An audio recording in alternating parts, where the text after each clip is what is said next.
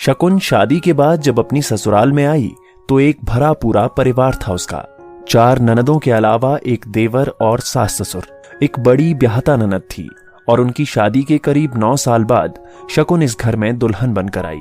बड़ी ननद यानी नीरा दीदी का घर पास होने की वजह से अक्सर उनका आना जाना घर पर लगा रहता।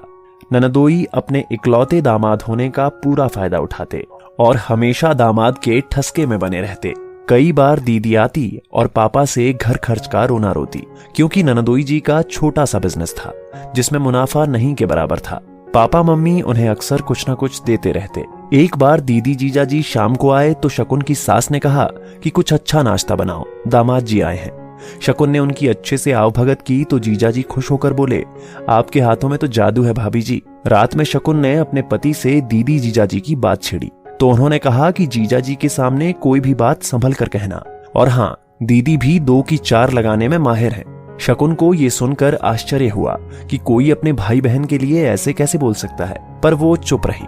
कुछ दिनों बाद दीदी अकेले आई और कहने लगी कि जीजा जी ने कोई जमीन देखी है और उसके लिए 2 लाख रुपए कम पड़ रहे हैं। हो सके तो पापा आप कुछ मदद कर दीजिए। ऐसे मौकों पर दीदी अकेले ही आती थी।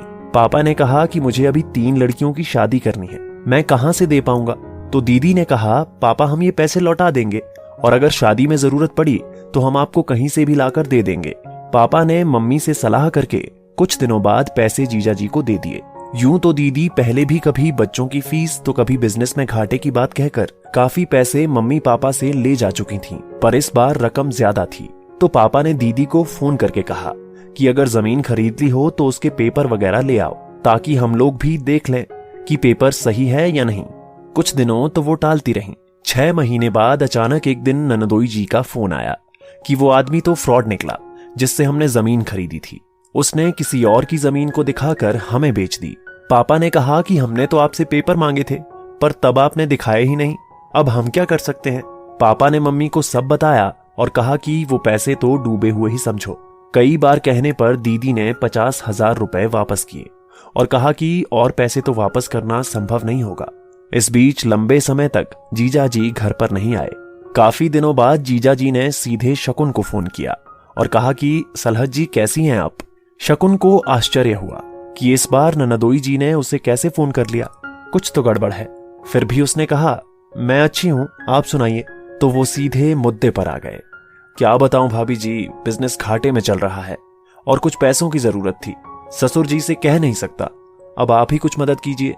शकुन अब तक उनकी चाल समझ चुकी थी कि ये उनकी आदत बन चुकी है और अगर अब नहीं रोका तो भविष्य में मम्मी पापा इसी तरह बेवकूफ बनते रहेंगे। आगे ननदों की शादियां भी करनी है। उसने कहा कि जीजा जी, अब पापा रिटायर हो चुके हैं, घर में इनके और मेरी नौकरी के अलावा और कोई इनकम नहीं है। बेहतर होगा कि आप भी अपने खर्च अब खुद उठाना सीखिए, क्योंकि हम लोगों को दीदियों की शादियां भी करनी है और आपकी शादी को 9 साल हो गए हैं।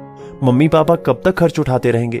शाम को दीदी जीजा जी घर पर आए और दीदी ने मम्मी से आते ही शकुन की शिकायत करनी शुरू कर दी कि इन्हें जीजा जी की इज्जत करनी चाहिए, पर इन्हें तो बात करने की तमीज ही नहीं।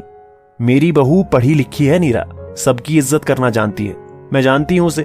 रही बात कल की, तो शकुन ने सब कुछ मुझे बता दिया था और जो बात हम इतने सालों में नहीं कह पाए, शकुन ने कितने अच्छे से समझा दी तुम लोगों को। बाकी तो दामाद जी समझदार हैं। और हाँ, परसों तुम्हारी छोटी बहन को लड़के वाले देखने आ रहे हैं। अब मुझे और शकुन को शादी की तैयारियां भी करनी है। शकुन आज इस परिवार की बहू के रूप में खुशी से फूली नहीं समा रही थी।